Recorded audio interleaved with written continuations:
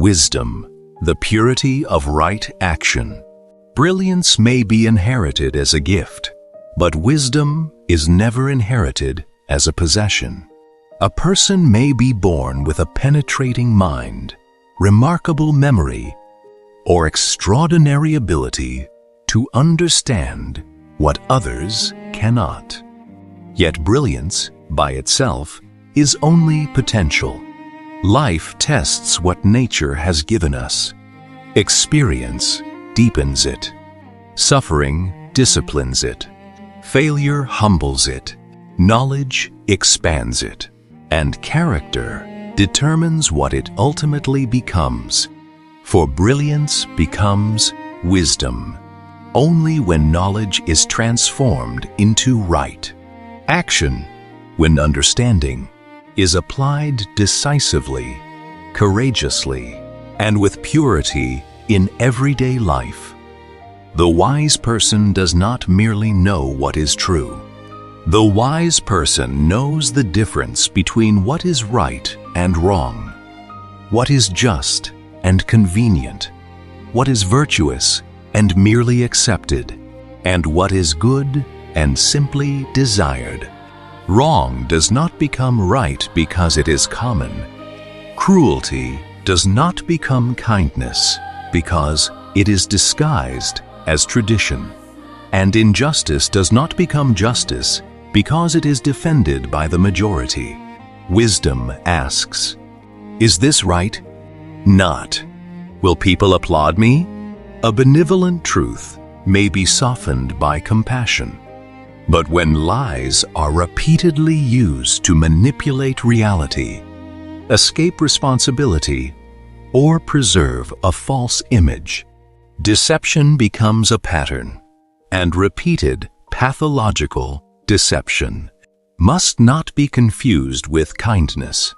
For wisdom is justice. It recognizes the difference between a mistake and a pattern, weakness and cruelty, ignorance and deliberate harm, suffering without surrendering, one's dignity, beneficence, doing good without demanding repayment, nonmaleficence, refusing to deliberately inflict harm, and reparation, having the courage to acknowledge the damage one has. One may be faithful and still be betrayed, silent and still be misunderstood. Even family may sometimes respond with unkindness because of their own wounds or limitations. But silence is not always peace. Sometimes silence is prudence. Sometimes it is self-control. Thus, wisdom says, "Speak calmly when speech can repair. Set boundaries when kindness is being exploited. Do not retaliate, but do not participate in your own degradation. You can be good and still have boundaries. You can forgive and still remember the lesson. You can love your family and still protect your dignity. For liberation is sometimes necessary from apathy, unjust criticism, discrimination, neglect, humiliation, gossip, manipulation, and every form of inhumane treatment. Distance is not always hatred. Sometimes it is wisdom.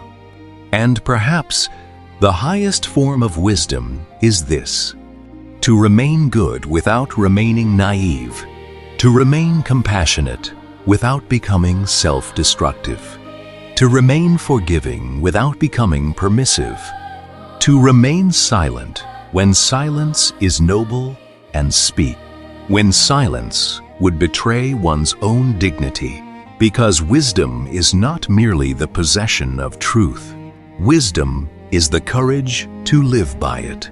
Wisdom is justice made conscious, truth made compassionate, love made prudent, and knowledge transformed into the purity of right action. Indestructible,